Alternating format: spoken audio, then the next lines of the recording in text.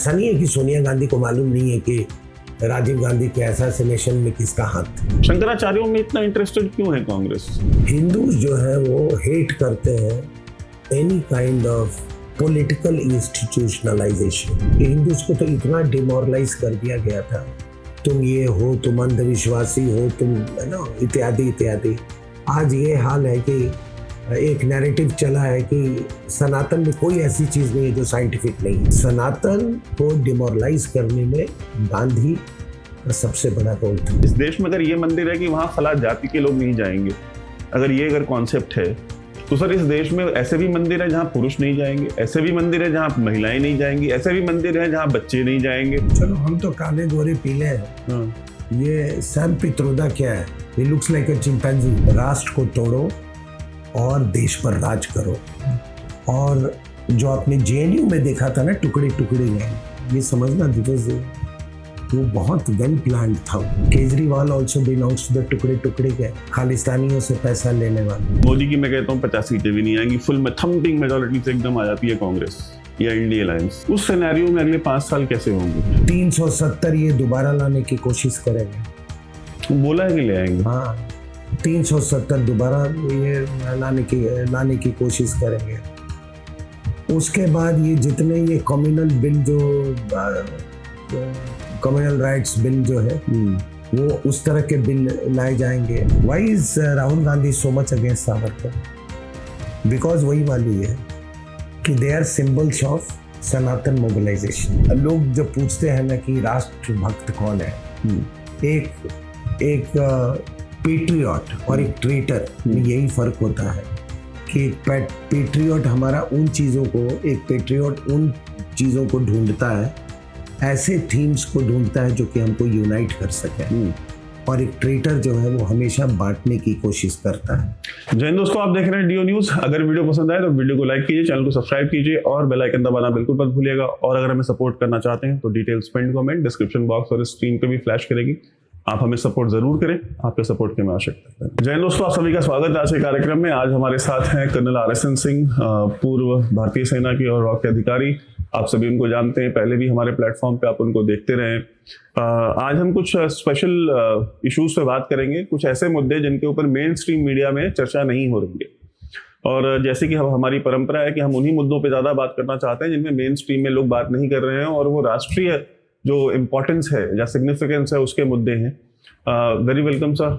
नमस्कार। सर, हम एक चीज़ ये देख रहे हैं कि सर इस इलेक्शन में या इस इलेक्शन के हम थोड़ा पहले के दौर में जाएं तो नॉर्मली दुनिया भर में इलेक्शंस होते हैं सर, लेकिन ऐसे इलेक्शन जैसे भारत में हो रहे हैं कि हम कास्ट बेस्ड रिजर्वेशन ले आएंगे, कास्ट बेस्ड रिजर्वेशन में जिसकी जितनी आबादी होगी उसको उतना रिप्रेजेंटेशन देंगे। 50% तो रिजर्वेशन इस देश में सर पहले से है, 50% सीटें तो ऑलरेडी रिजर्व है, 50% ही ओपन है। अगर आप आबादी के हिसाब से रिजर्वेशन दे देंगे तो सर आप मुझे ये बताइए कि फिर सर इस देश में कहीं ना कहीं सर बंटवारा नहीं होगा क्या?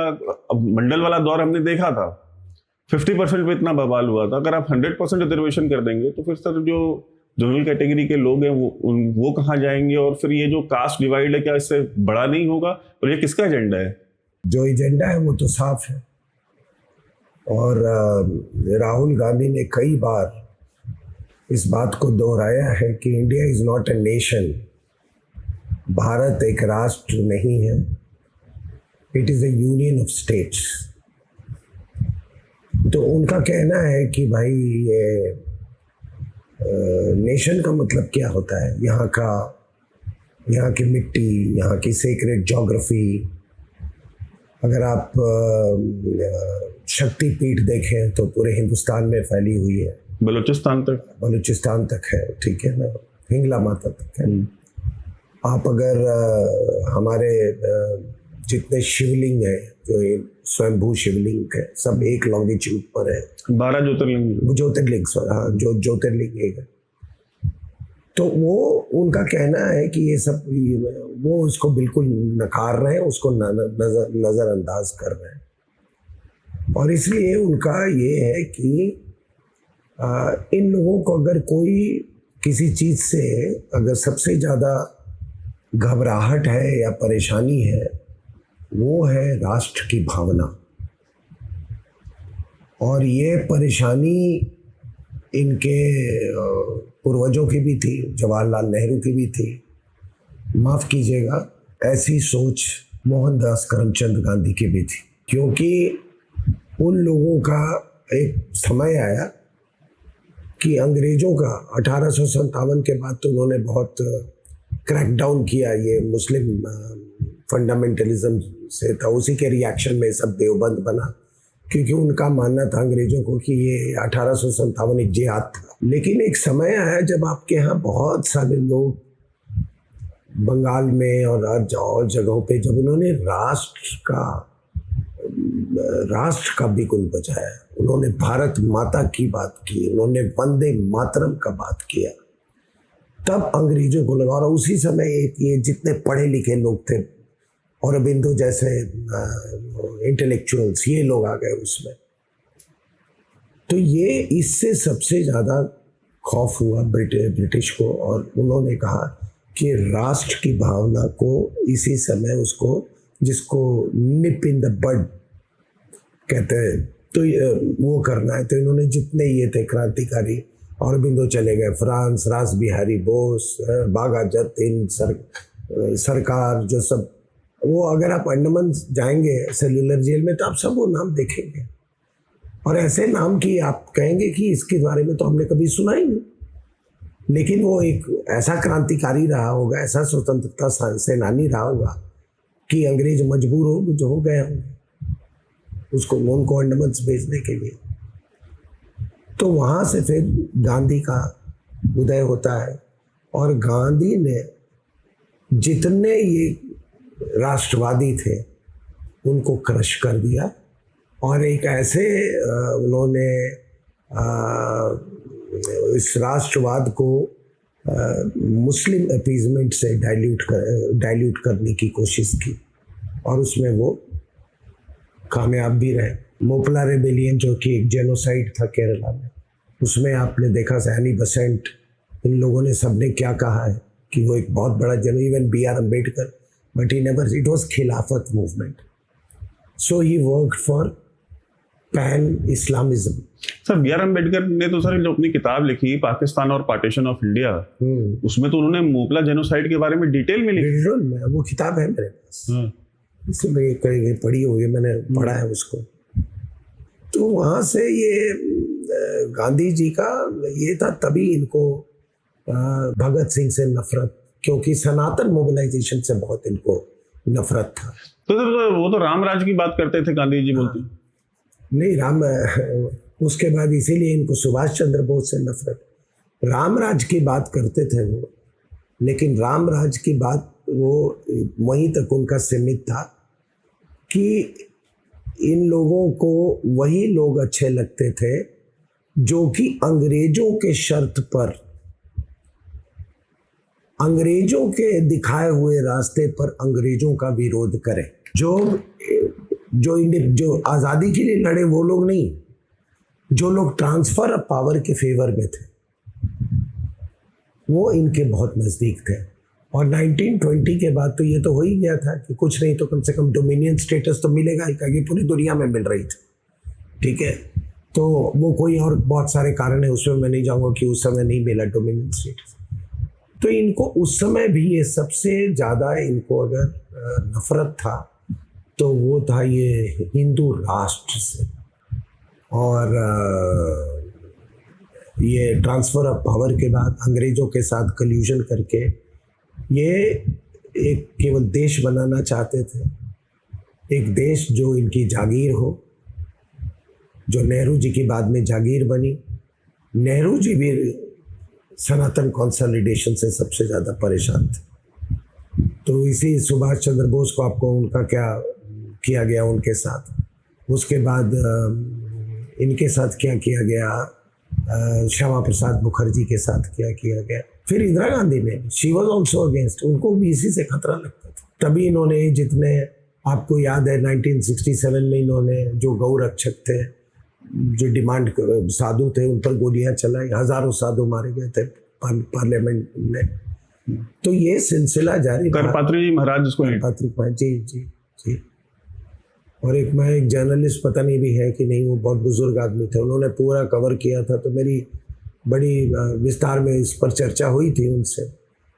तो उसी सर एक समय आपको यहाँ इंटरजेक्ट कर रहा हूँ। हाँ, सर दिल्ली में 1967 में जब करपात्री जी महाराज हजारों साधुओं को लेकर के गौ हत्या के ऊपर कानून बनाने के लिए यहाँ दिल्ली आते हैं और पीसफुल प्रोटेस्ट करते हैं।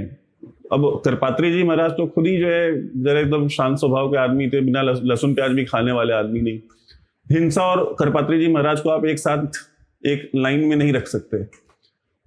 उनके ऊपर गोलियां चलवाई इंदिरा गांधी ने। शाहीन बाग में यहाँ दिल्ली में लोग बैठते हैं, या किसान आकर के पूरे दिल्ली शहर को घेर के बैठ जाते हैं, हिंसा भी करते हैं, लाल किले पे भी चढ़ जाते हैं। इस देश में शाहीन बाग के बाद दंगे होते हैं जिसमें दर्जनों लोगों की मौतें होती हैं। पर हमारी ये स्टेट का क्या मतलब, रीढ़ की हड्डी नहीं है, स्पाइनलेस स्टेट है हमारी, जो एक तरफ तो गोलियां चलाने को तैयार है अगर वो हिंदू हैं, साधु हैं, और दूसरी तरफ अगर वो किसान आंदोलन सो कॉल्ड है जिसमें इस देश के सिर्फ 2 राज्यों के किसान हैं, बाकी राज्यों के किसान एक भी नहीं है, और आड़ती हैं बेसिकली।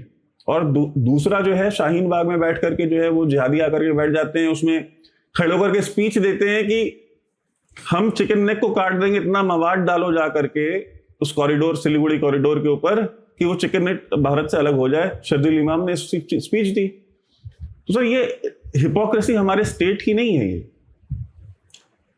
मैं वही कह रहा था कि राहुल गांधी जब ये कहते हैं कि भारत एक राष्ट्र नहीं, नेशन है ही नहीं, तो हम ऐसे ही लोगों को तो एंटी नेशनल कहते हैं। एंटी नेशनल किसको बोलते हैं? जो कि नेशन मानता ही नहीं है। सर वो तो कन्हैया कुमार को टिकट दी उन्होंने। वही कह रहे। सो अगर हम एंटी नेशनल किसी को बोलते हैं तो ये कहते हैं कि आप कैसे तय करेंगे कौन राष्ट्रवादी है कौन नहीं है? तय तो आप खुद कर रहे हो। आप खुद कह रहे हो कि मैं राष्ट्र पर विश्वास नहीं करता हूँ। तो इनका क्या है कि ये सनातन कंसोलिडेशन से इनको जो डर है, उसी डर के कारण इन लोगों ने ये सब डिविजिव जो बांटने वाली एजेंडा है, जो आपने कहा कास्ट का, आपने कहा north versus south, Dravidian versus Aryan, ठीक है ना, ये सारे मतलब ये थीम्स लेके प्रजातंत्र खतरे में है। सर अगर द्रविडियन और सर आर्यंस, मान लीजिए हम आर्यंस हैं और तमिलनाडु में रहने वाला व्यक्ति द्रविडियन है, तो अभी स्मिता प्रकाश के प्रोग्राम में जो केसीआर के बेटे हैं उनका पॉडकास्ट आया, उन्होंने कह दिया कि we are a different nation and all these people from UP Bihar, they are, north India is a very different nation, we are not one nation. तो स्मिता प्रकाश ने दोबारा पूछा कि मतलब आर यू श्योर कि मतलब the north is a different nation and south is a different nation? Yes. फिर वो पर कैपिटा गिनाने लग गए कि हमारा पर कैपिटा जो है 557 है, बिहार का 57 है, यूपी का 87 है। तो बोलते मतलब सर अब मान लीजिए सर अगर यही पैरामीटर है तो दुनिया में सर ऐसे बहुत सारे देश हैं जहां पे एक रीजन में बहुत ज्यादा प्रॉस्पेरिटी है due to different geographical reasons, historical reasons, और कुछ एरियाज में नहीं है। ठीक है, यूरोप बहुत प्रॉस्पर है, क्या पोलैंड भी में ही उतनी ही प्रॉस्पेरिटी जितनी यूके में है? तो फिर ये पोलैंड वाले जाकर के यूके में वेटर क्यों बन रहे? कहीं ना कहीं अगर हमारा जो साइज देखा जाए, ठीक है, south was protected from different invasions over the period of centuries. ज्यादातर इन्वेजन्स नॉर्थ में हुए, ज्यादातर जो डैमेज हुआ नॉर्थ में हुआ। साउथ में आप आज भी जाइए आपको पुराने टेम्पल्स मिल जाते हैं, नॉर्थ में पुराने टेम्पल्स नहीं है। तो जाहिर सी बात है अगर कोई भी मूवमेंट शुरू होगी, कहते हैं ना हिंदू मुस्लिम नॉर्थ वाले ज्यादा करते हैं, सर ज्यादा मूवमेंट सर नॉर्थ से शुरू होगी, सबसे ज्यादा टेम्पल्स तो हमारे डैमेज में है, तो हम ज्यादा क्लेम करेंगे कि भाई हमारे टेम्पल्स हमको वापस चाहिए, हमारे टेम्पल्स को जो है मस्जिद में कन्वर्ट किया गया है, तो ज्यादा आवाज हम उठाएंगे। साउथ में नहीं हुआ है तो उनके लिए वो इशू नहीं है। साउथ में इतना ज्यादा जितना लूटपाट और जितना ज्यादा रेडिकलाइजेशन नॉर्थ में है उतना अभी साउथ में नहीं था। जब से पीएफआई आने के बाद केरला में जो मल्लापुरम एरिया है वहां से ज्यादा शुरू हुए। नहीं, इसमें थोड़ा सा मेरा जो अपना आंकलन है वो अलग है। मैं हमेशा ये मानता हूं कि जो केरला में जो रेडिकलाइजेशन हुआ साउथ इंडिया में, वो कश्मीर से भी पहले हुआ था। हाँ, मोपला जेनोसाइड का, हाँ। क्योंकि क्या था, उनका अरब से लिंक्स था, राइट। वहां से ट्रेडर्स के रूप में आते थे, फिर वो लोकल से शादी करते थे। फिर जब इस्लाम आया तो इस्लाम को लेके आए वो। लक्षद्वीप जो था आपका, that was a stop over, उसी तरह से वो पूरा मुसलमान हो गया। तो एक अलग इकोसिस्टम था उनका। हमारे जो आप नॉर्थ इंडिया कहते हैं, हमारे पास जो इन्वेडर से आया, इन्फ्लुएंस आया, वो नॉर्थ से आया, इधर समुद्र के रास्ते आया। राइट। समुद्र के रास्ते आया। सर मैं केरला वाला सर बात नहीं कर रहा हूँ, मैं सर तमिलनाडु और इधर की तमिलनाडु में क्या हुआ है कि तमिलनाडु में आपको मालूम है सेंट थॉमस आए थे यहाँ, ठीक है, चेन्नई में अभी वो सेंट थॉमस माउंट है। यस। वहाँ में ऑफिसर्स ट्रेनिंग एकेडमी है पास में, वहाँ में इंस्ट्रक्टर भी था, ठीक है। तो सबसे ज्यादा अगर प्रहार रहा चर्च का तो वो रहा साउथ इंडिया में। और चूंकि इतने ज्यादा वो फॉर्मिडेबल थे, वहाँ के जो हिंदूज जो हैं अपनी आस्था में, उनको क्रैक करना बहुत मुश्किल था। So there was a fellow called Robert de Nobili, वो आया। तो वो उसको इतना आसान नहीं था कन्वर्ट करना। तो वो क्या किया कि वो खुद एक साधु बन गया वो, ठीक है। तो ब्राह्मण बन गया। उसके बाद ब्राह्मण बनने के बाद उसने तरह ब्राह्मणों की तरह वो अपना चोटी और ये सब ये करने लगा। तो जो वेटिकन थी did not approve of it first. फिर उसने ये किया कि मैं 5वां वेद लिख रहा हूं, ठीक है। तो बाद में he was able to convert some people, ठीक है ना। फिर वेटिकन ने कहा कि नहीं, ये सबसे अच्छा, ये बहुत बढ़िया तरीका है कि पहले आप सिस्टम में घुस जाओ, ठीक है ना। घुस के आप कोई पूजा प्रथा करने लगो, फिर एक समय पे आने के बाद इनकी मूर्तियां उठा के फेंक दो, और उसके बाद मेरी और जीसस की वो डाल दो। So it all started with. तो वहाँ पे जो ये क्रिश्चियन का जो इन्फ्लुएंस रहा है वो बहुत ज़्यादा रहा है। आंध्रा में भी हुआ था। It was the Reddy's who first converted, ठीक है ना। एक फैमिली, इन्फ्लुएंशियल फैमिली रेड्डीज के। चीफ मिनिस्टर खुद कन्वर्ट हो गया। नहीं, उसके जब यहाँ मिशनरी। तो ये जो ये बोल रहा है ना, ये डीएमके वाला, ये मत बोलो, इससे चर्च बुलवा था। और आपको एक और मैं बताता हूँ, जब श्रीलंकन क्राइसिस थी तो मैं करीब 8 years I dealt with Sri Lanka.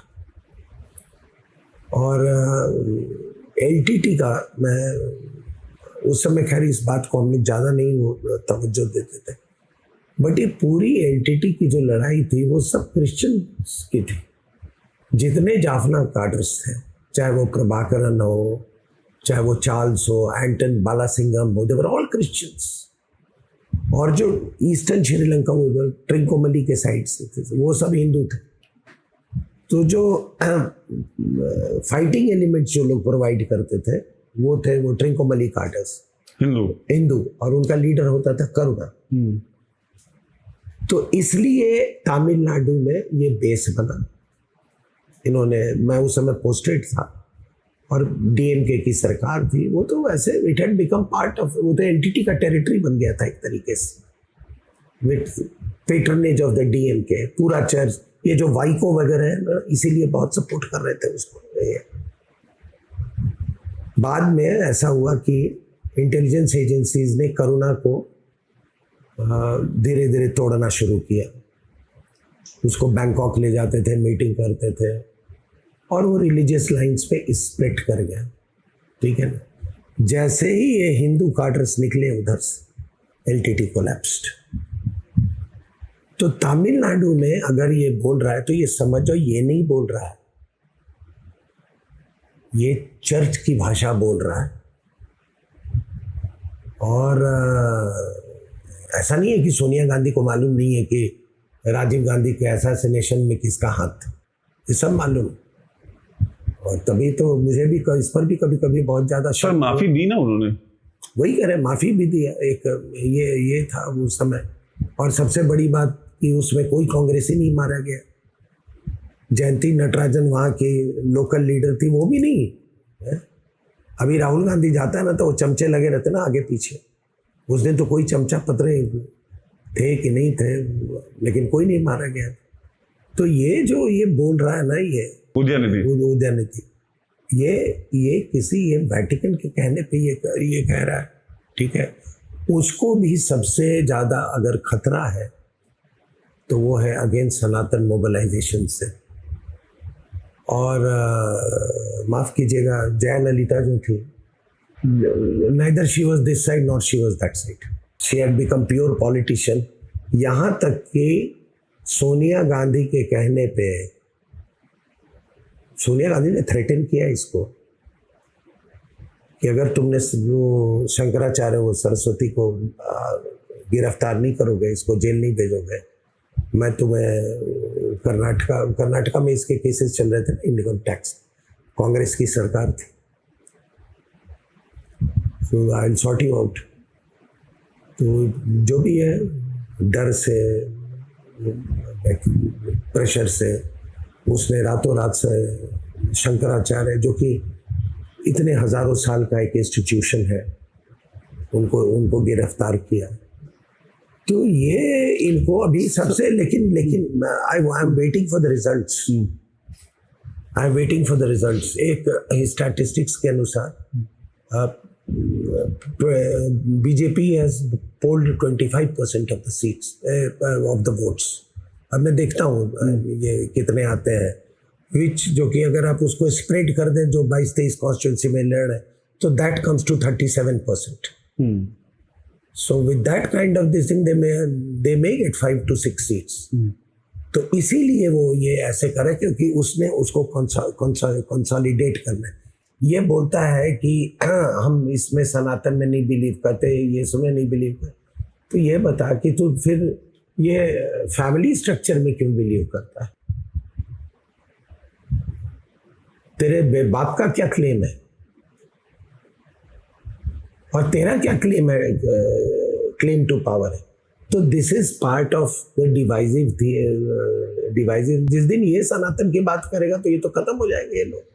Sir Congress का सर मैंने एक चीज देखी है कि दिग्विजय सिंह जैसे स्वरूपानंद सरस्वती जब तक थे, दिग्विजय सिंह स्वरूपानंद सरस्वती से दीक्षित शिष्य हैं, वो स्वरूपानंद सरस्वती को बिठाना, स्वरूपानंद सरस्वती से बयान दिलवाना, और हम अक्सर ऐसे देखते थे कि स्वरूपानंद सरस्वती जो है वो अक्सर इस तरह का स्टेटमेंट दे दिया करते थे जो कि कहीं ना कहीं हिंदूज के बीच में एक डिवाइड क्रिएट करता था। जैसे कभी किसी साधु सन्यासी को जो है दिखा दिया कि उनके बारे में कुछ आपत्तिजनक टिप्पणी कर दी, कभी किसी के बारे में बोल दिया। फिर हमने देखा कि पुरी वाले शंकराचार्य और उधर जो है उन्होंने क्या क्या किया जयललिता के साथ। तो कांग्रेस का सर शंकराचार्यों के ऊपर सर ये जो फोकस रहता है ना, या तो उनको अपने में मिलाना, या उनसे अपने मतलब की स्टेटमेंट दिलवाना, या उनको जेल में डालना। ये इतना स्पेसिफिक क्यों होता है? शंकराचार्यों में इतना इंटरेस्टेड क्यों है कांग्रेस? माफ कीजिएगा, ये एक बड़े जो ये इंस्टीट्यूशंस बनाए गए थे देश के चारों कोने में, शंकराचार्य बहुत सोच समझ के शंकराचार्य, आदि शंकराचार्य ने इसको बनाया था। लेकिन some of them were very vulnerable, you know, as far as manipulation is concerned. तो इनको मैनिपुलेट किया। आपको देखने हैं राम मंदिर में इनका क्या रवैया था। इसीलिए एक आम आदमी जो है, एक आम हिंदू है जो है, और खास करके गांव के हिंदू की मैं बात कर रहा हूँ, वो उसका जो एक कॉमन बॉन्डिंग जो है वो अयोध्या से है, काशी से है, मथुरा से है, शंकराचार्य से नहीं है। हिंदूज जो है वो हेट करते हैं any kind of political institutionalisation. अगर हिंदुओं के लिए आप कोई वेटिकन खड़ा करेंगे ना, नहीं मानेंगे, वो उखाड़ के फेंक देंगे उसको, वो मानेंगे नहीं उसको, इज्जत करेंगे। श्रद्धा मेरी भी है, श्रद्धा है शंकराचार्य के उसके लिए, लेकिन जब ये इस तरह से इनको मैनिपुलेट किया जाता है पॉलिटिशियंस के द्वारा, तो फिर वो संस्था पर आप कई सवाल उठ जाते हैं। ठीक है, लेकिन ये तो शुरू से रहा है। ये तो सर मैं कहता हूँ कोई भी शंकराचार्य एक इलेक्शन लड़के देख ले, धर्माचार्य सर इलेक्शन क्यों नहीं लड़ते हैं? वही मैं कह आप नैरेटिव का बात कर रहे हैं। याद कीजिए कि उड़ीसा में एक व्यक्ति थे दारा सिंह, तो दारा सिंह को उसको ऐसे प्रोजेक्ट किया गया कि ये पता नहीं ये कितना मतलब ये खूंखारा जिंदा जला दिया, वो जला दिया, ये जला दिया दारा सिंह को। अच्छा, दारा सिंह का कोई क्रिमिनल रिकॉर्ड नहीं था, लेकिन किसी ने ये नहीं पूछा कि वो नालायक जो ग्राहम स्टेन्स था वो और उसकी बीवी वो इंडिया में क्या कर रहे थे? कन्वर्जन का रैकेट चला रहे थे, किंग पिन थे, ठीक है ना? वो क्या कर रहे थे? और ऑस्ट्रेलिया कम से सिविलाइजेशनल नेशन हो गया है। It's a country of convicts. हाँ, जेल थी, ठीक है ना? उसके लोग यहाँ पे आ रहे हैं और इस विदेशी महिला ने हमारे यहाँ जो है उसको स्टेन्स की बीबी को उसने वो क्यों करवाया? तो आपको क्या हुआ कि ये जो आप पूछ रहे हैं ना कि आखिर हमारे में ऐसे क्यों इतने आसानी से क्यों बढ़ जाते हैं, इसका कारण ये है कि आपके लोगों जो मोबिलाइजेशन की बात की गांधी से लेकर आज तक, उस मोबिलाइजेशन एक समय ये आ गया था कि हिंदूज को तो इतना डिमोरलाइज कर दिया गया था, तुम ये हो, तुम अंधविश्वासी हो, तुम है ना, इत्यादि इत्यादि। आज ये हाल है कि एक नैरेटिव चला है कि सनातन में कोई ऐसी चीज नहीं है जो साइंटिफिक नहीं है। सर मंदिर में लोग टीका भी लगवाते हैं तो पंडित जी से बोलते हैं छोटा लगाइएगा। हाँ, टीका बहुत बड़ा मत लगा दीजिए। तो आज लोग बात करें ना, फिर कुरान में क्या लिखा है, बाइबल में क्या लिखा है, धरती के बारे में क्या लिखा हुआ है, धरती चपटी है, सूरज चारों तरफ घूमता है, मतलब ये सब तो बाइबल में इसमें लिखा हुआ है। आपके यहाँ 9 ग्रह की बात तो इतनी पुरानी है। तो उसमें क्या हुआ है कि एक उस समय ये एक क्रिश्चियंस ने 1880s में कॉन्सेप्ट लेके आए थे मस्कुलर क्रिश्चियनिटी करके, और वो बहुत ही मतलब ऐसा दौर था, मैं बोला ना कि हिंदूज बिल्कुल demoralise, and that was the time when the rise of Swami Vivekananda. उससे एक फिर जो ये सनातन नेशनलिज्म में मतलब एक फिलिप हुआ, ठीक है। तो उसके बाद से ये इस नेशनलिज्म को फिर से दबाने की कोशिश हुई ताकि आपको डिमोरलाइज किया जा सके, और सनातन को डिमोरलाइज करने में गांधी का सबसे बड़ा रोल था। स्वामी श्रद्धानंद का केस था, उसको जब वो क्या नाम था, अब्दुल रशीद ने चाकू मारी थी, उन्होंने क्या कहा था? उन्होंने कहा था कि मैं अगर अब्दुल रशीद के होता तो मैं भी चाकू मार देता। This is what Gandhi had said.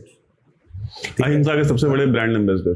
तो क्या है कि मैं आपको जो कह रहा हूं ना कि डिमोरलाइज करने का एक एग्जांपल ले लीजिए, जापानीज को कितना डिमोरलाइज किया गया आफ्टर सेकेंड वर्ल्ड वॉर।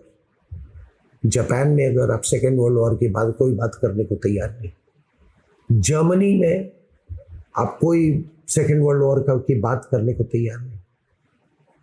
ये वो उनको थोड़ी मालूम है कि फर्स्ट वर्ल्ड वॉर के बाद कितना सताया गया था, वही ह्यूमिलिएशन हुआ था जर्मनी का। तो इस तरीके से उन्होंने इसको डिमोरलाइज कर दिया। अब इनका प्रोजेक्ट जो था कि अब हिंदूज को कैसे डिमोरलाइज करें, तो उसके लिए 26 से 11 प्लान किया गया। आप समझ गए कि 26 से 11 में इसको और ये बड़ी सिलसिलेवार तरीके से हुई। ये पूरा प्रोजेक्ट 2004 में शुरू हुआ। बम, यहाँ बम, अयोध्या में बम, वाराणसी में बम, साउथ में बम, बैंगलोर में बम, दिल्ली में बम, जयपुर में बम, ये चारों पूरे दुनिया में। और फिर एक इन्फ्लेक्शन पॉइंट जब आ गया, मालेगांव में 2 ब्लास्ट हुए। फिर उसके बाद कहा कि अच्छा ये 26 से 11 हिंदुओं ने करवाया, पीछे वाला भी हिंदुओं ने ही करवाया था, मालेगांव वाला। मालेगांव। तो ये क्या था, ये समझ जाइए कि क्या था कि इन्होंने सिंबल्स पकड़े। एक महिला साध्वी ये भी टेररिस्ट, और एक फौजी वो भी टेररिस्ट, और एक स्वामी असीमानंद 80 साल।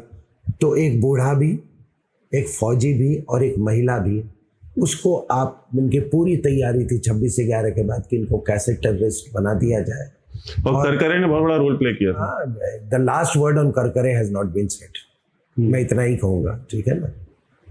तो ये था कि इसको कैसे डिमोरलाइज किया जाए। अब वो नहीं हो पाया, जिस कारण भी हो, ऊपर वाले का एक कसाब पकड़ा गया। तभी राहुल गांधी ने अमेरिकन एम्बेसडर को बोला था कि the biggest threat to India is Hindu terror, भगवा आतंकवाद, ठीक है ना। यही वही पार्ट था उस समय। पता नहीं जॉर्ज सोरस कितना एक्टिव होगा, नहीं होगा, बट ये पूरी इनकी जो वो ये अभियान जो चल रहा है इस तरह का, वो उस समय भी चल रहा था। और ये आप देखना, आप फिर से मिलना मेरे को चुनाव के नतीजों के बाद, यही अभियान चलेगा। नॉर्थ वर्सेस साउथ, कास्ट, ये कास्ट के बारे में वैभव जी मैं आपको बताता हूँ। ये जो बकवास, जब 1937 में जब सेंसस हुआ था, उस समय मैंने पढ़ा है कि हर जाति जब वो सेंसस ऑफिशियल्स के पास जाता था, दे यूज्ड टू फाइट कि हम अपर कास्ट स्टेटस है मेरा, हम लव के वंश के हैं, हम कुश के वंश के हैं। हर ये आते आते क्या हो गया सर, बिकॉज आपने इतना डिमोरलाइज कर दिया सोसाइटी को। आप अपनी भी कुंडली निकाल के देख लेना, और आप किसी का हिंदू का कुंडली देख लो, तो उसमें एक होता है कि ये किस प्रवृत्ति का ये लड़का है या लड़की, इंडिविजुअल है। क्षत्रिय प्रवृत्ति का है, ब्राह्मण प्रवृत्ति का है, वैश्य प्रवृत्ति का है, किस प्रवृत्ति का है? वो वर्ण में आता है, वर्ण में। और वर्ण ऐसा नहीं कि अगर मैं क्षत्रिय घर में पैदा हुआ तो मेरा वर्ण भी क्षत्रिय होगा, कोई जरूरी नहीं। जी। तो उसमें कहते हैं कि भाई अगर लड़का और लड़की दोनों अगर क्षत्रिय वर्ण के ही हो तो थोड़ा तो वो होगा, फिर तो आग लगेगी। तो कहते हैं कि नहीं, ब्राह्मण प्रवृत्ति की लड़की हो या ब्राह्मण प्रवृत्ति का और दूसरा क्षत्रिय हो, ये हो, तो रेल चलेगी, रेलगाड़ी चलेगी, शादी की रेलगाड़ी अच्छी से चलेगी। So that was the concept. और ये बेवकूफ को ये नहीं मालूम है। मैंने एक किताब पढ़ी, जब तैमूर का यहाँ पर हमला हुआ था, तो इस पूरे इलाके में जो पंचायती सेना है ना, उन्होंने एक बहुत फॉर्मिडेबल सेना खड़ी की थी।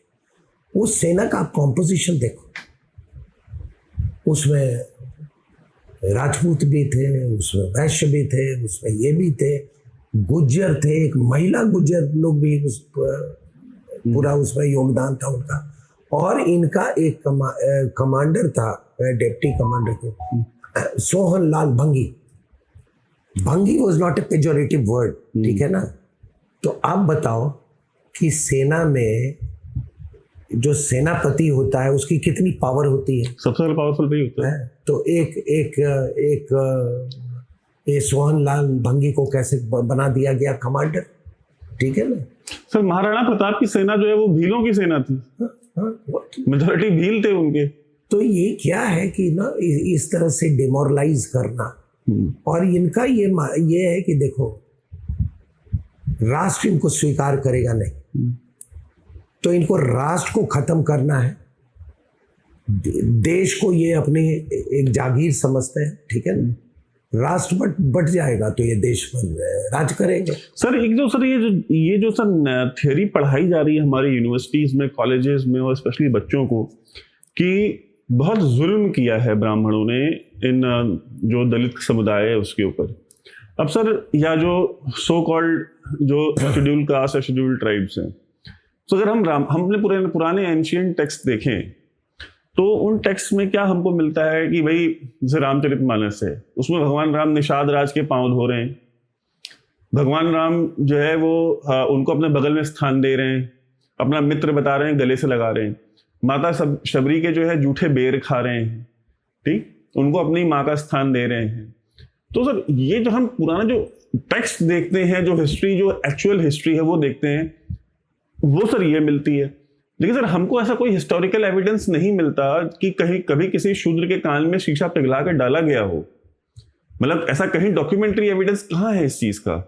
कहाँ ये एविडेंस है कि फला, सर इस देश में अगर ये मंदिर है कि वहां फला जाति के लोग नहीं जाएंगे, अगर कॉन्सेप्ट है, तो सर इस देश में ऐसे भी मंदिर है जहां पुरुष नहीं जाएंगे, ऐसे भी मंदिर है जहां महिलाएं नहीं जाएंगी, ऐसे भी मंदिर है जहां बच्चे नहीं जाएंगे, ऐसे भी मंदिर है जहां शूद्र ही नहीं किसी दूसरे कास्ट के लोग नहीं जाएंगे। बिल्कुल, हर तरह के मंदिर है इस देश। देखिए, आपने एग्जाम्पल दिया शबरी के। क्या आपने कभी सुना है आपके परिवार में, मेरे परिवार में किसी ने कहा कि राम जी को ये झूठे बैर नहीं खाने चाहिए थे? मैंने नहीं सुना। नहीं सुना। हम लोग बड़े श्रद्धा से देखते हैं। गोव के जो राजा थे,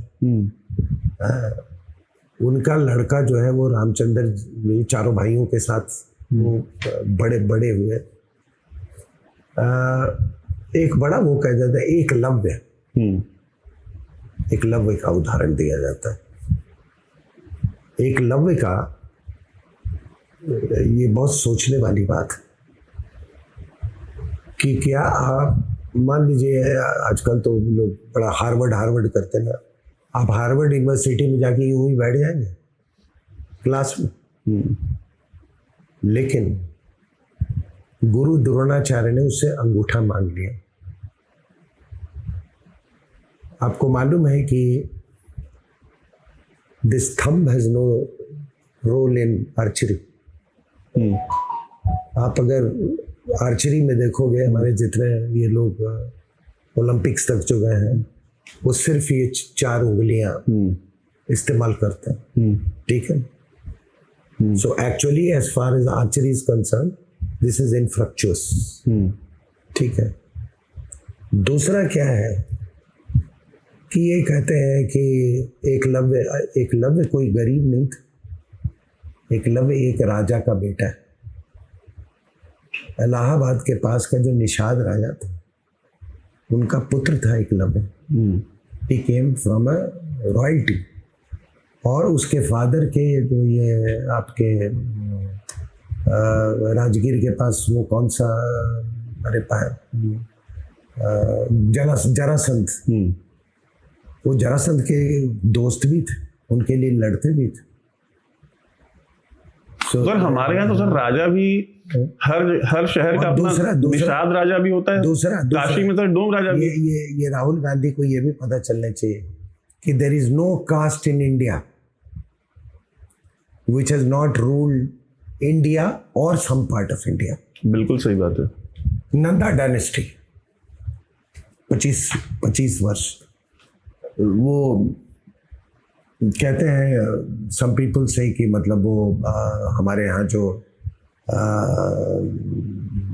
बार्बर कम्युनिटी जिसको बोलते हैं नाउ का, ये वो थे, ये अशोका जो मगध 125 ईयर्स 125 साल, वो भी कहते हैं कि दैट वाज अ नॉन ब्राह्मण, नॉन राजपूत, नॉन ये कोई ऐसा नहीं। महाराजा अग्रसेन जिनके नाम से अग्रवाल ये the गुर्जर्स,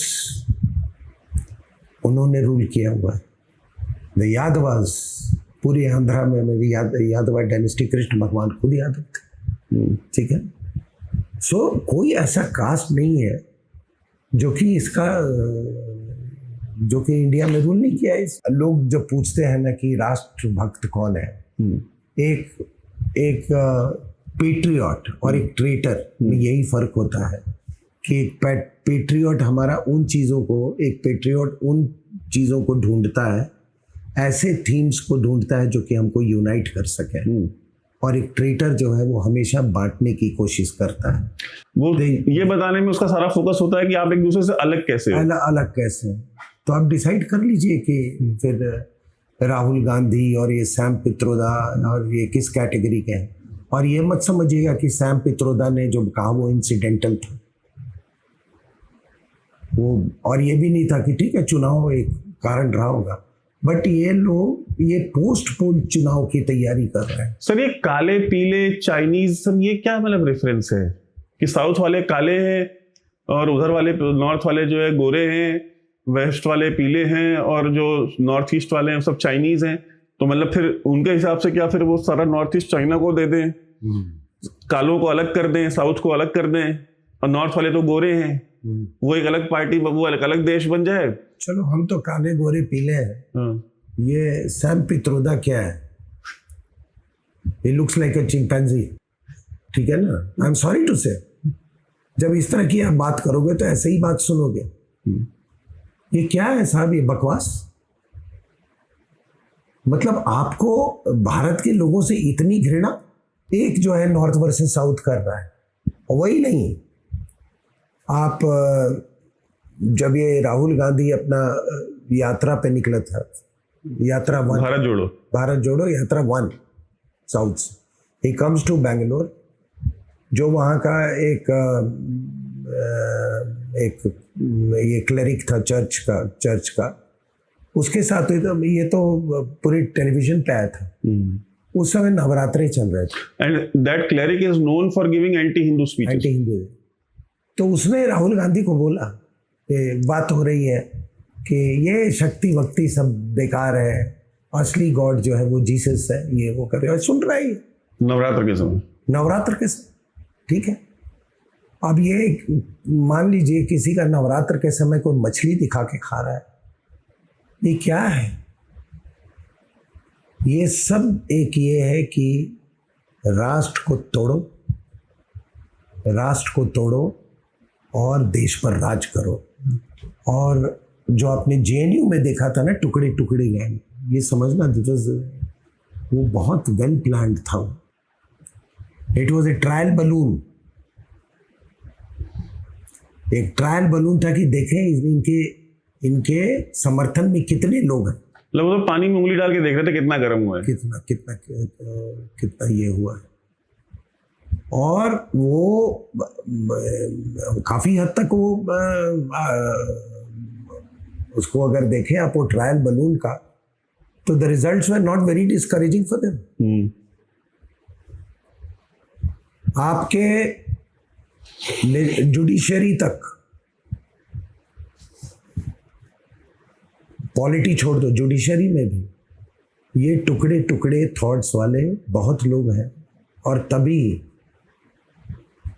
Kejriwal also belongs to the टुकड़े टुकड़े गैंग, खालिस्तानियों से पैसा लेने वाले। वो तो पन्नू ने खुद कहा कि हमसे $10 मिलियन लिए, $10 मिलियन लेने में 26 से 11 जिन्होंने करवाया वो टुकड़े टुकड़े गए।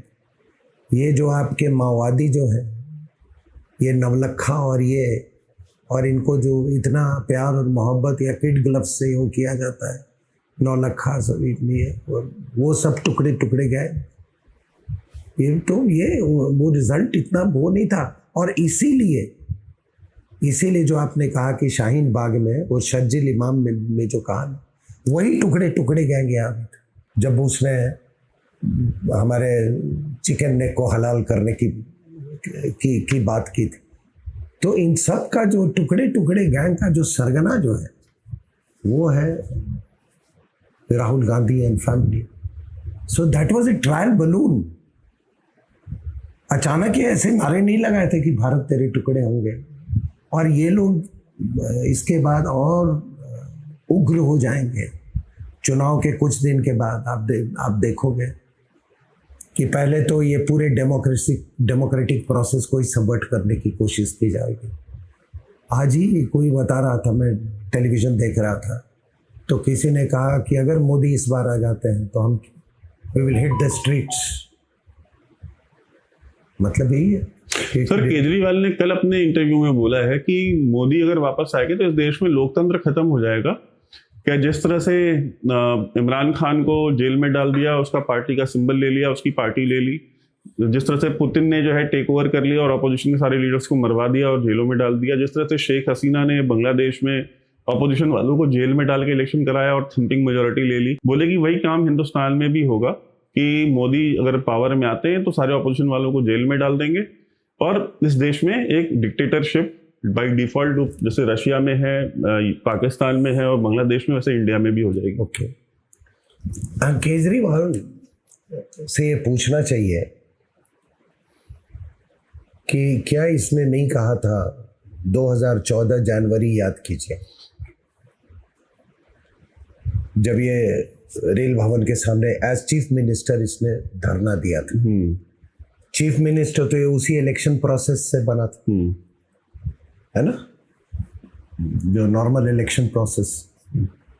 उसके बाद ये धरने पे बैठ के जाके वहां पर से ये क्या ऐलान कर रहा था कि मैं ऐसे रिपब्लिक में नहीं बिलीव करता, आई एम एनार्किस्ट, ठीक है ना, आई एम एन एनार्किस्ट। फिर उसने कहा कि ये रिपब्लिक डे परेड ये सब पर भी मैं विश्वास नहीं करता। देन ही सेड कि मैं डिसाइड करूंगा कि शिंदे कहाँ बैठेगा। और फिर इसने आह्वान दिया कि लोग लाखों की संख्या में यहाँ हमको ज्वाइन कर लो। तो वो किसके कहने पे किया था? उसने सोनिया गांधी और नेशनल एडवाइजरी काउंसिल के कहने पे ये सब किया था, बिकॉज दे न्यू, उनको मालूम था। आज भी जैसे उनके भी भाई अपने कैलकुलेशंस, और कैलकुलेशंस नहीं होते तो वायनाड से ये इधर क्यों आता? सर आज भी सर जितने भी ये सारे एक्टिव हैं, जो मणिपुर में था या इधर, वो सारे यही हर्ष मंदार और ये सारे हैं जो नेशनल एडवाइजरी काउंसिल में थे सोनिया गांधी के साथ, और कम्युनल वायलेंस बिल लेके आए थे ये। अरे उसकी तो कोई चर्चा ही नहीं करता वो कम्युनल वायलेंस। वो मनमोहन सिंह ने कहा कि रिसोर्सेस ये है, रिसोर्सेस में पहला हक जो है वो मुसलमानों का है, और इसने कहा कि अगर दंगे होंगे तो सबसे पहला मतलब इसका सबसे पहले जवाब हिंदुओं को देना होगा। एक लेमैन टर्म्स में रिस्पॉन्सिबल बाय डिफॉल्ट मेजॉरिटी होगी, हिंदू होगा। हाँ ठीक है। तो उसमें क्या होता है कि ये क्यों बैठा था केजरीवाल? ये साले डेमोक्रेसी की बात कर रहा है ये इसलिए बैठा था क्योंकि मोदी को हटाने का जितने तिकड़म लगाए जा सकते थे वो सब फेल हो गए थे। 26 से 11 करवाया गया, उसके बाद कि हिंदू टेरर बना दें, इसको नहीं बना पाए, मालेगांव भी फ्लॉप हो गया, ठीक है।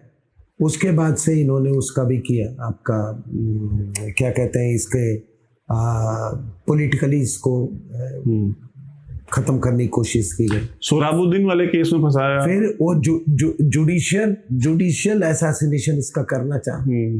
वो एक जो हिमाचल का वो चीफ मिनिस्टर था, उसकी बेटी को जज बना के भेजेगा, वो भी फेल कर गया।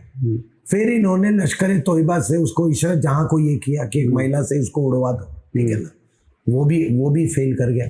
Then he was pressed into service, ये केजरीवाल जो है। और उसी समय वो एक दौर था, उसी के 1 महीने के बाद आपने देखा यूक्रेन में क्या हुआ था। ए ड्यूली इलेक्टेड प्रेसिडेंट योकोनोविच, जिसकी इलेक्शन सभी ने मतलब जितने इंटरनेशनल ऑब्जर्वर सब ने एंडोर्स किया था, उसको खदेड़ के इसी तरीके से एकदम बिल्कुल जो केजरीवाल जो चाह रहा था ना कर, कि हम राष्ट्रपति भवन में घुस जाएंगे, उसी तरह से उसको वहां से आउस्ट किया गया। तीसरी बात, ये जो पुतिन करते हैं, अरे यार ये थोड़ा इतिहास भी पढ़ लो ना सोवियत यूनियन का।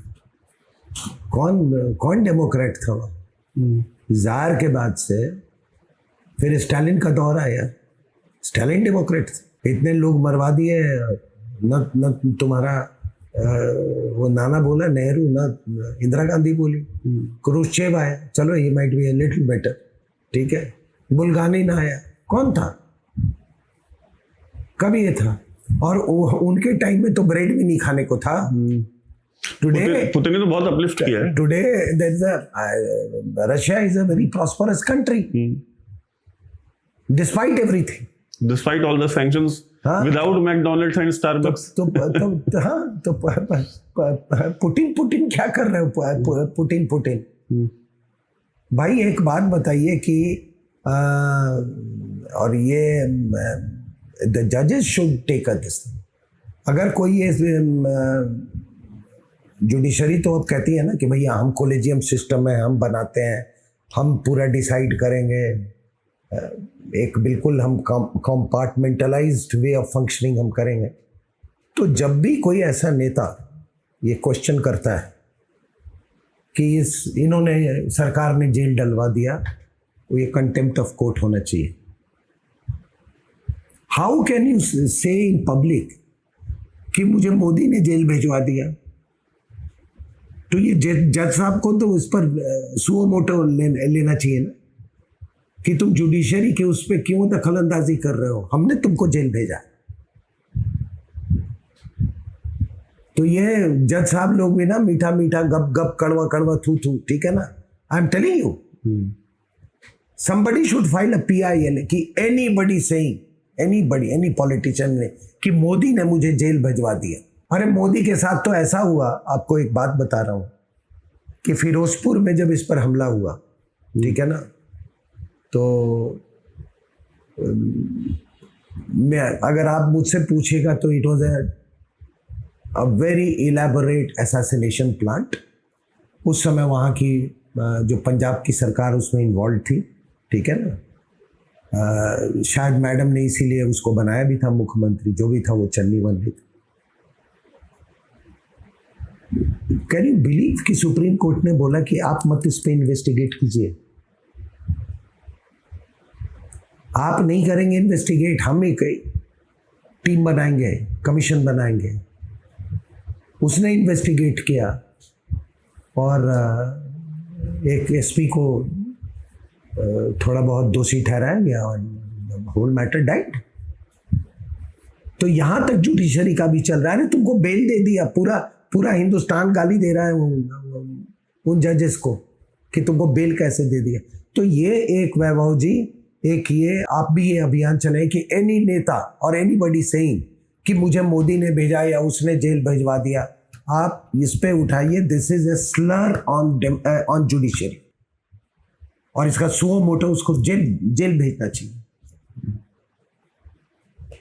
इसका मतलब द जजेस are manipulating, they are being manipulated. ये है इसका। सर एक आखिरी सवाल आज की डिस्कशन का कि अगर ये जो इलेक्शन के जो भी रिजल्ट आते हैं, अगर सपोज कीजिए हाइपोथेटिकली मान लेते हैं कि मोदी की गवर्नमेंट नहीं आएगी, मैं मान लेता हूँ मोदी की, मैं कहता हूँ 50 सीटें भी नहीं आएंगी, फुल में थम्पिंग मेजॉरिटी से एकदम आ जाती है कांग्रेस या इंडिया अलायंस, उस सिनेरियो में अगले 5 साल कैसे होंगे?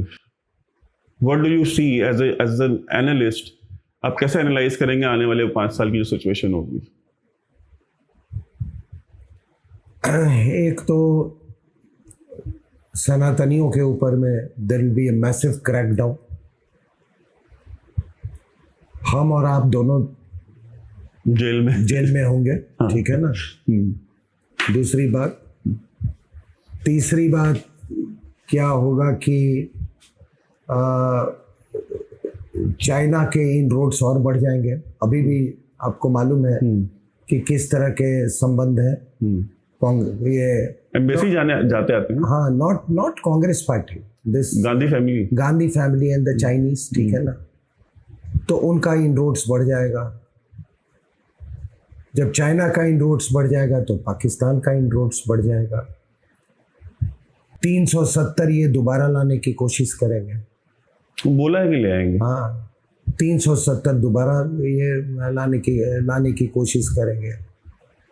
उसके बाद ये जितने ये कम्युनल बिल, जो कम्युनल राइट्स बिल जो है, वो उस तरह के बिल लाए जाएंगे।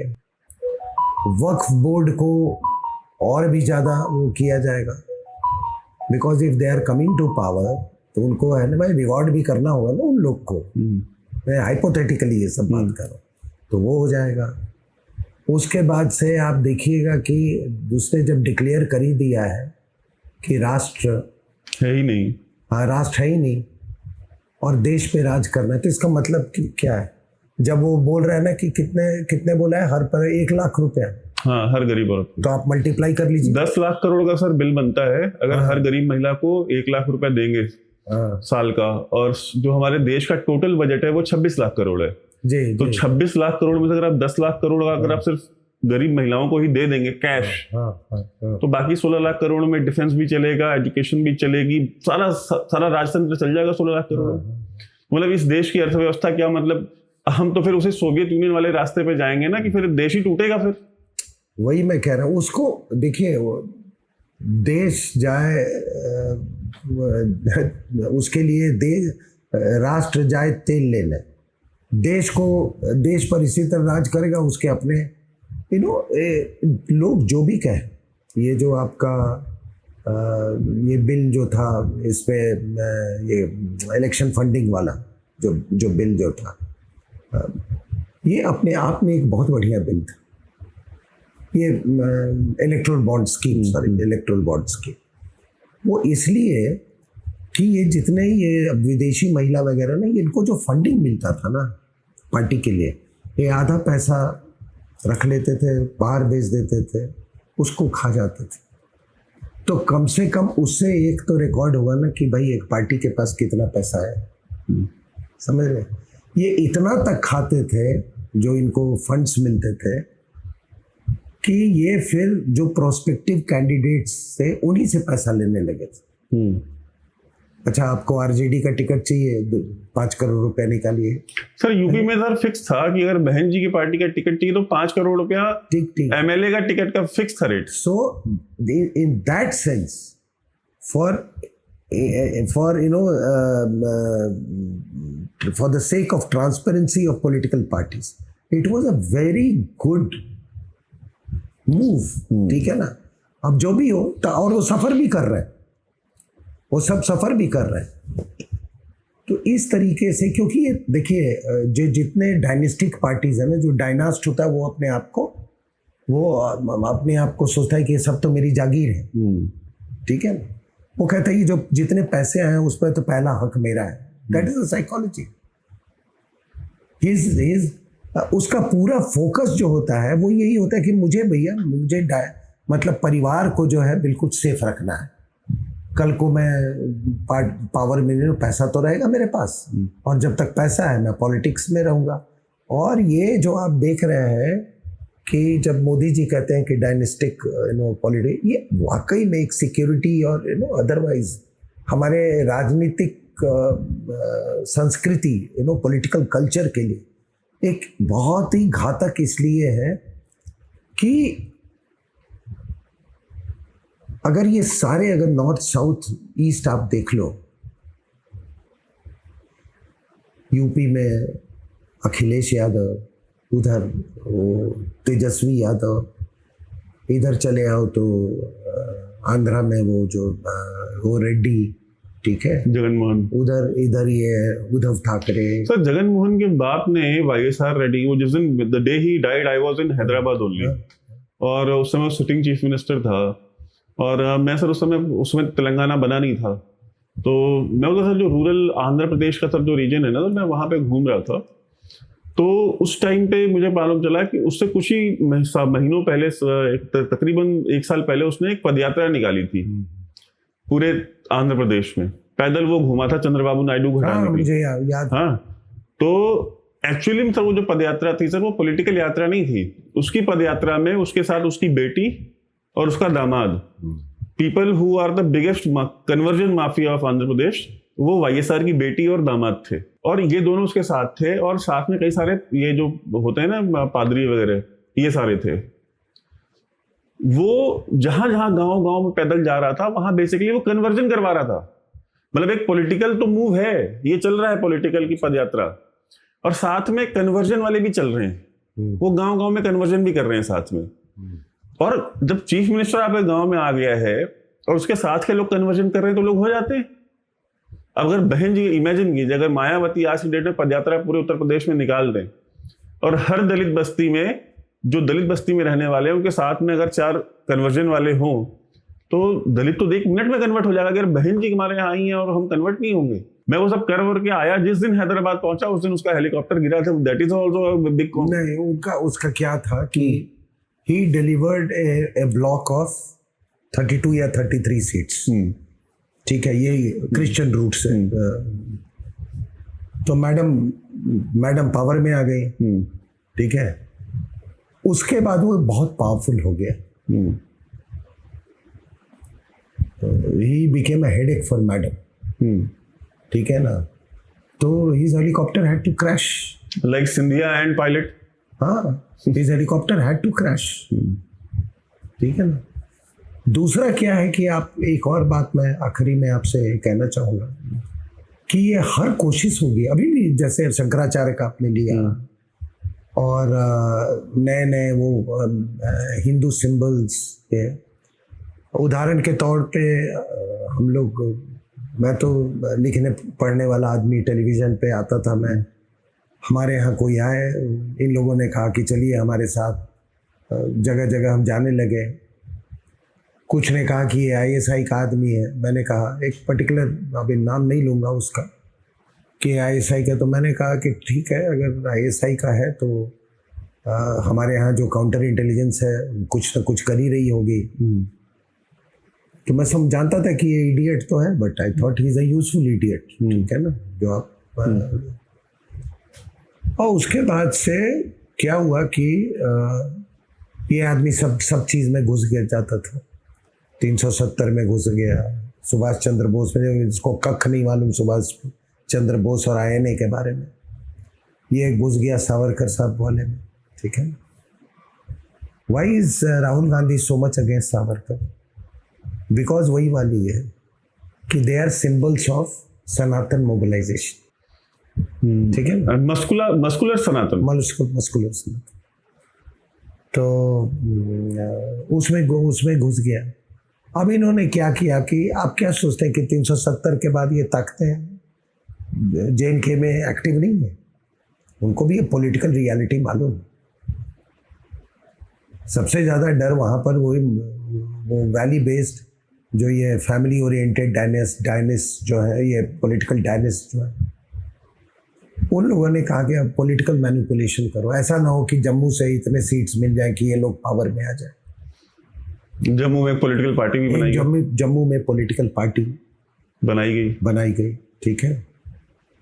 उस पार्टी को फंडिंग,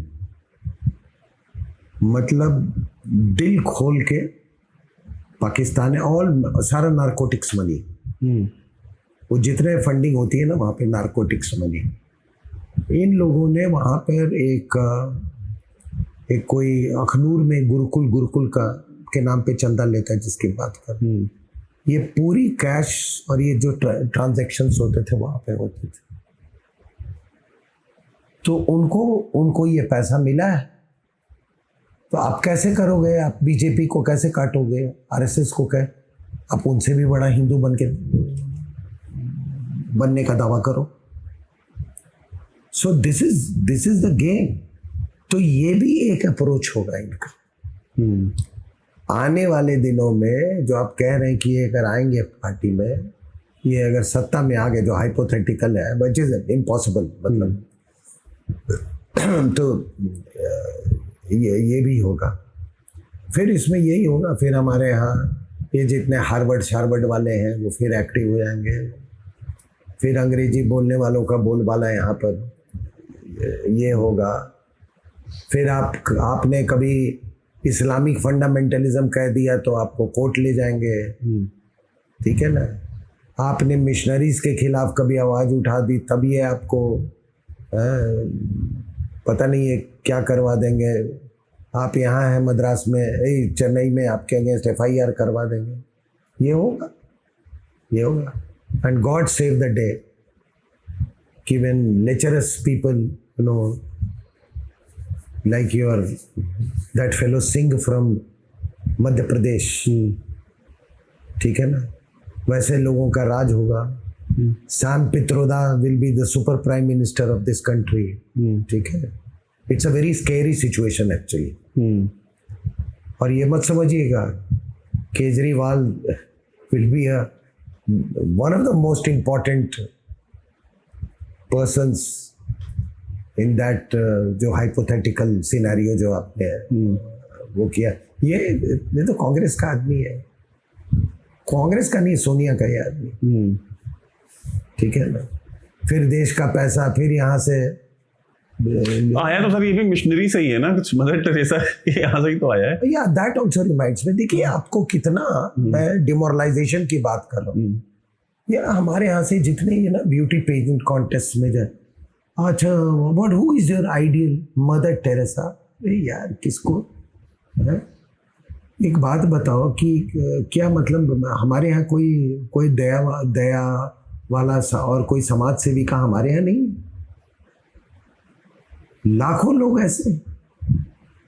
मैंने सर आज तक कभी किसी को लक्ष्मीबाई के नाम लेते हुए नहीं सुना। आरएसएस का के बारे में जो कुछ भी कह लीजिए, मतलब जो आप उसके मेंबर है ना हो, लेकिन आप देखो कि एक ट्राइबल एरिया में, अरुणाचल जैसे ठंडे जगह में 200-250 रुपए के उसमें इन्होंने दे हैव सबसिस्टेड, और इन्होंने अपना काम किया है, किसी को अस्पताल ले जाना, कि शिक्षा। सर मैं एक छोटा सा एग्जांपल देता हूँ। विश्व हमारे मतलब संघ के एक प्रचारक हैं, और आपको पता ही है संघ वाले तो लहसुन प्याज भी अवॉइड करते हैं, नहीं खाते हैं, और नॉनवेज तो खैर दूर की बात है। वो प्रचार का काम करते थे, उनको मैं जानता हूँ व्यक्तिगत रूप से। वो बेचारे अरुणाचल में थे, ट्राइबल एरिया में जनसंपर्क का काम करते थे, और साधारण आदमी, वही जमीन पे कंबल बिछा के सोने वाले। अब वहां पे क्या है कि जो ट्राइबल माइंडसेट है उसके लिए आपको वैसा बनना पड़ता है। हर ट्राइब का अपना एक कल्चर है, अपनी एक लैंग्वेज है, अपना एक एक्सेंट है। नॉर्थ ईस्ट में सर आप वहाँ सर्व किए, आपको पता है। और उनसे अगर आपको जुड़ना है, उनके बीच में आपको प्रचार का काम करना है, उनको अगर आपको अपना बनाना है, तो उनके साथ जो सबसे बड़ी चीज़, आप उनके साथ खाइए और उनके साथ पीजिए। जब तक आप उनके साथ उनके घर में बैठे खाएंगे नहीं, उनके साथ पिएंगे नहीं, वो आपको अपना नहीं मानेंगे। है इस तरह के ट्राइब्स इंडिया में। दिल्ली बॉम्बे में रहने वालों को नहीं समझ में आएगी ये बात, लेकिन अब वो बेचारे काम कर रहे थे बहुत महीनों से, सालों से। वो काम उनका बन नहीं रहा था कि वो संपर्क उतने अच्छे से कर नहीं पा रहे थे। तो लास्ट उनको समझ में आया कि यार इनके साथ जब तक खाऊंगा नहीं, तो खाने के लिए क्या, वो जो आपको अपने घर में खिलाएगा वही खाना पड़ेगा। अपने घर में क्या खिलाएगा, या तो पोर्क खिलाएगा, या बीफ खिलाएगा, या चिकन खिलाएगा, यही खिलाएगा कि वो खुद वही खाता है, और साथ में राइस वाइन देगा आपको पीने के लिए। मुझे वो बताते बताते रोने लग गए, उनकी आंखों में आंसू आ गए। उन्होंने कहा भाई जी, मैंने अपने पूरे जीवन में, जब से जन्म हुआ था, मैंने अपने जीवन में लहसुन प्याज भी नहीं खाया था, और यहाँ पे मैंने संपर्क के लिए बीफ भी खाया, पोर्क भी खाया, चिकन भी खाया, राइस वाइन भी पी। और कहते हैं कि बस इसलिए कि यार मैं अपना जीवन जिस कार्य को दिया है, अगर ये चीज बाधा आती है तो मैं इस बाधा को पार करूंगा। तो सोचिए सर कि मतलब इतना वो आदमी चला गया क्यों? नॉर्थ ईस्ट में सर ये कहते हैं ना कि उस संघ कहाँ थी, विश्व हिंदू परिषद कहाँ थी? सर वो तो पता नहीं कितने सालों से, 50, 60, 70 साल से उन ट्राइबल एरियाज में काम कर रहे हैं, वहां रह रहे हैं। आप वो बलिदान देने को तैयार हैं? आज भी केरला में या तमिलनाडु में जो सर कट रहे हैं, किसके कट रहे हैं? इन्हीं कट रहे हैं। जे नंद कुमार जी हैं, वो प्रज्ञा प्रवाह के, वो उन्होंने केरला में बहुत साल काम किया, करीब 25-30 साल काम किया है। नंद कुमार जी वो तो बताते हैं कि कहते हैं यार रिपोर्टेड तो है ही कुछ नहीं, क्या लिस्ट चाहिए हमसे लेके जाओ, हम बताते हैं कितने मरे हैं। बट एक चीज है बाबू जी की, बाकी सब ठीक है, तुम राष्ट्र को नहीं मानते, तुम देश पर राज करना, लेकिन चीन का सहारा लेना, पाकिस्तान का सहारा लेना, ऐसे अगर राजनीति इस स्तर पे हो जाए तो फिर कुछ तो करना होगा। मोदी साहब को 4 जून के बाद इसके खिलाफ कुछ करना होगा। और आम लोगों से मैं ये कहूँगा कि मतलब ऐसे लोगों को एक आप अपने पूरे इकोसिस्टम में इनको एक विलन भी नहीं, एक जाली की तरह की नज़र से इनको देखो, और वैसा ही बर्ताव इनका होना चाहिए इनके साथ। सर देश तोड़ दिया, लाखों लोग माइग्रेशन में, मतलब इन्हें आने जाने में मर गए, अपना स्थानांतरण में रेफ्यूजीज इतने मर गए, कितने रेफ्यूजीज की फैमिली खत्म हो गई, कितने रेफ्यूजीज सम्मानित परिवारों से आने वाले लोगों ने ऐसे ऐसे काम किए जो कि हम बताए भी नहीं जा सकते, और उनकी प्रॉपर्टीज सारी की सारी वहां रह गई। जब पॉपुलेशन ट्रांसफर की बात की, जो कि अंबेडकर ने की, ये खुद को अंबेडकराइट बताते हैं, अपने पीछे केजरीवाल एक तरफ भगत सिंह की फोटो लगाता है, एक तरफ अंबेडकर की लगाता है। अंबेडकर ने कहा पॉपुलेशन ट्रांसफर करो, ये नहीं माने, देश धर्म के नाम पे बना दिया, पॉपुलेशन ट्रांसफर करा ही नहीं, और आपकी पॉपुलेशन 100% ट्रांसफर हो गई वहां से, ऑलमोस्ट 100%। अगर 80% से ज्यादा अगर हिंदू सिख वहां से आ गए तो मतलब एक तरीके से ट्रांसफर ऑफ पॉपुलेशन तो आपका हो ही गया, लेकिन यहां से आपने जाने नहीं दिया। तो उसके लिए गांधी जी जाके धरने पे बैठ गए, नेहरू जी कहे कि हम किसी को जाने नहीं देंगे। तो सर ये तो सर आपको झेलना था ना, अभी तो सर एक पार्टीशन हुआ है, सर अभी आपको एक पार्टीशन और भी तो झेलना है, क्योंकि हाथ में लोटा मुंह में पान लेके रहेंगे पाकिस्तान, जिन्होंने नारा दिया था, जिन्होंने 96% वोट दिया रेफरेंडम में फॉर पाकिस्तान सेपरेट इलेक्टोरेट के अंडर, वो सारे के सारे लोग यहीं पे हैं, उनमें से कोई गया ही नहीं है। कोई नहीं, बिल्कुल वो सारे यहीं पे हैं। मुट्ठी भर बॉम्बे से और मुट्ठी भर गुजरात से उठ के चले गए कराची, बाकी सब तो यहीं बैठे हैं ना। हैदराबाद दक्कन के सारे यहीं हैं, सेंट्रल प्रोविंसेस वाले सारे यहीं हैं, बंगाल वाले सारे यहीं पे हैं। जो 46 इलेक्शंस के 46 रिजल्ट्स के हाँ? बात आप जो कह रहे हैं, बिल्कुल सारे यहीं। नवाब जो थे जिन्होंने सारा पैसा दिया वो सारे नवाब यहीं हैं। हैदराबाद का निजाम यहीं है, मुर्शिदाबाद का नवाब यहीं पे है, महमूदाबाद का नवाब यहीं पे है, अवध वाला यहीं पे। गया कौन है? ये आपका हरियाणा वाले और ये लियाकत अली खान का परिवार यहीं रहता है। लियाकत अली खान अकेला गया ना। ऐसा है, you just take it like this कि जैसे डायनेस्टिक पॉलिटिक्स का जो सूत्रधार है, at the centre of dynastic politics is this Nehru family, ठीक है ना। उसी से सबने क्यों लिया है। अगर ये नहीं होता तो ये डायनेस्टिक पॉलिटिक्स होता ही नहीं कभी, क्योंकि जब आप केंद्र में देख रहे हैं कि डायनेस्टी है तो ऑब्वियसली उसको रेप्लिकेट होगा वो चारों तरफ। उसी तरीके से इस्लामिक रेडिकलाइजेशन में India is eight the centre. Deoband, Barelvi, ठीक है, दोनों ही अहले हदीस नहीं है। यहां से ये विचारधारा गई, इस विचारधारा ने पाकिस्तान बनाया।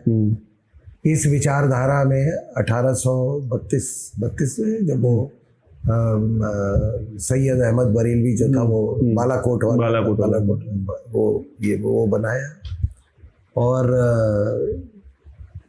अगर पूरी दुनिया में आप देखो, कश्मीर में अगर आप देखो तो ये जितने बिहार और यूपी के मुल्ले हैं जो सारे मस्जिदों में वही बैठे हैं, सब मस्जिदों में वही बैठे हैं। यहाँ तक कि ये जो रियासी का जो ग्रैंडफादर था वो भी बाराबंकी का रहने वाला था। रईसी का नहीं सर, आयतुल्लाह खुमैनी का। सॉरी खमैनी का, वो भी यहाँ से गया। तो अगर आप कहीं भी रेडिकलिज्म देखते हो ना वर्ल्ड में, तो ये जान लो कि India is the biggest exporter of radical Islam, radical ideology of all the sects। हाँ, ये तो हमको ये तो मतलब चाहे बरेलवी हो, चाहे शिया हो, चाहे अहले हदीस हो, चाहे यहाँ से देवबंद का वो जाता है देवबंदी आइडियोलॉजी, वो जाके पाकिस्तान में वेपनाइज होता है बरेली। सर अब देखिए ना कि अब जो तबलीगी जमात है, Tablighi Jamaat is basically Deobandi organisation. और वो महमूद खान, क्या नाम था उसका, जो ISI चीफ था महमूद, 9/11 के टाइम पे वो प्रचारक बन गया। वो मतलब तबलीगी जमात का कारकुन है वो। रिटायरमेंट के बाद, रिटायरमेंट तक उसने मूंछ रखी हुई थी, दारू पीता था, विस्की पीता था, अमेरिका घूमता था, अमेरिकन जनरल्स के साथ बैठता था। और जैसे ही रिटायर हुआ, रिटायरमेंट के बाद तबलीगी जमात ज्वाइन की, मूंछ हटा दी, दाढ़ी है, आजकल लाहौर की एक मस्जिद में झाड़ू लगाता है वो। लाल मस्जिद में तो नहीं लगा, नहीं लाल मस्जिद में नहीं, लाल मस्जिद इनकी नहीं है ना। तो क्योंकि अगर एक जो वहाबी है, अहले हदीस है, वो इनके पीछे नमाज पढ़ेगा तो नमाज तो मानी नहीं जाएगी ना देवबंदियों के पीछे, क्योंकि ये सारे फतवे भी तो दिए हुए हैं ना कि बरेलवी के पीछे इनकी नमाज नहीं होगी, इनके पीछे बरेलवी की नहीं होगी, और अहमदी तो खैर मान लीजिए है ही नहीं, वो तो दायरा इस्लाम से ही खारिज हैं। और मतलब सारे 72 के 72 फिरकों के एक दूसरे के खिलाफ फतवे हैं, नमाज एक दूसरे के पीछे नहीं पढ़ सकते। अभी जो हमारे कैमरामैन बैठे हैं ये बता रहे थे कि इनके घर के पास में एक मस्जिद है, वहां पे फतवा आया, वहां के मौलवी ने फतवा दिया है लाउड स्पीकर के ऊपर कि जिन जिन बरेलवियों ने अपनी बेटी की शादी देवबंदी से की है उनकी शादी हराम है। अब बताइए, मोहल्ले की मस्जिद की लाउड स्पीकर से ये फतवा दिया जा रहा है और हमको बताते हैं कि हमारे यहाँ जातिवाद है। हमें बताएं ना, कोई एक सैयद जो है, जो आरफा खानम शेरवानी है या ये सारे जितने भी हैं, ये खुद को सैयद बोलते हैं ना, ये ओवैसीज, ठीक है, सैयद सलाहुद्दीन ओवैसी, बाप का नाम ओवैसी के, सैयद सलाहुद्दीन के बाप का नाम तुलसीदास राम, ठीक है, हाँ। और ये सैयद हैं, यानी ये प्रॉफेट मोहम्मद की ब्लड लाइन से आए। तो सर हमारे देश में सर सारे स्कैम चल रहे हैं। जो जिस कास्ट से कन्वर्ट हुआ है वो उस कास्ट के हिसाब से अपने आप को बताता है। एक राजपूत कन्वर्ट आपको नहीं मिलेगा जो अपने नाम के आगे खान न लगाता हो। एक ब्राह्मण कन्वर्ट नहीं मिलेगा जो, by the way let me tell you, Khan is not a Muslim title. Khan जो है ये उससे है, आपको मंगोल से लिया गया, ठीक है ना। और खान आपको इंडियन सब कॉन्टिनेंट के बाहर नहीं मिलेंगे, ठीक है ना। और खान ये, और चंगेज खान भी मुसलमान नहीं था, वही था ना, मुसलमान नहीं था। और रशिया के अगर आप हिस्ट्री में पढ़े होंगे तो different provinces were known as khanates, क्योंकि मंगोल का रूल था तो उसको खानेट्स का वो मिला था, तो वो प्रोविंसेस को कहा जाता। तो इनके जहन में क्योंकि मंगोल्स हैड डिफीटेड देम, तो ये खान है, तो वहां से ये खान हमारे यहाँ बोरो किया गया। Right sir. In fact to the extent कि बिहार के एक डीजीपी होते थे, उनका नाम रामचंद्र खान। तो मेरी उनसे बात हुई तो कहे कि नहीं हमारा इस्लामिक एरा से पहले का है। तो Khan is not an Islamic type, right sir, ठीक है। लेकिन सर मैं वही कह रहा हूँ कि जो जिस कास्ट से, अब जो ब्राह्मण से कन्वर्ट होता है, अब उसको चाहिए कि यार मैं कन्वर्ट तो हो जाऊंगा लेकिन मैं सोशल स्टेटस वही चाहिए। तो यार इनके यहाँ पे सबसे प्रीमियम कौन है? इनके यहाँ सैयद सबसे प्रीमियम, तो अपने नाम का सैयद लगा लिया। आपको ना सेंट्रल एशिया में खान मिलेंगे, ना आपको मिडिल ईस्ट में खान मिलेंगे, ठीक है ना आपको नॉर्थ अफ्रीकन कंट्रीज में खान मिलेंगे। पूरे अरब वर्ल्ड में कोई खान नहीं, यहीं पे है सारे के सारे। तो सर वो एक शायर थे फैजाबाद के, अयोध्या के पास में, तो उनका शेर था बहुत फेमस, वो अवधी में शायरी करते थे, तो और अब ज़्यादातर वो मज़ाहिया करते थे। तो उन्होंने उसमें लिखा था कि जितना चिल्लात है उतना चुटान थोड़े है, ठीक है, जितना चिल्लात है उतना चुटान थोड़े है, खान तो लिखत है पर पठान थोड़े है। तो ये जो मतलब ये आप बिल्कुल, मैं आपकी बात से एग्री कर रहा हूँ। Thank you so much sir आज के शो के लिए, और आशा करते हैं कि आपके साथ भविष्य में भी हम एक कॉन्वर्सेशन कर सकें, जो भी इवेंट्स होते हैं जियोपॉलिटिकल या नेशनल। लेकिन ये सनातन राष्ट्रवाद के खिलाफ एक बहुत बड़ी जंग होगी 4 जून के बाद से। उस जंग के लिए तैयार रहना है हम लोगों को।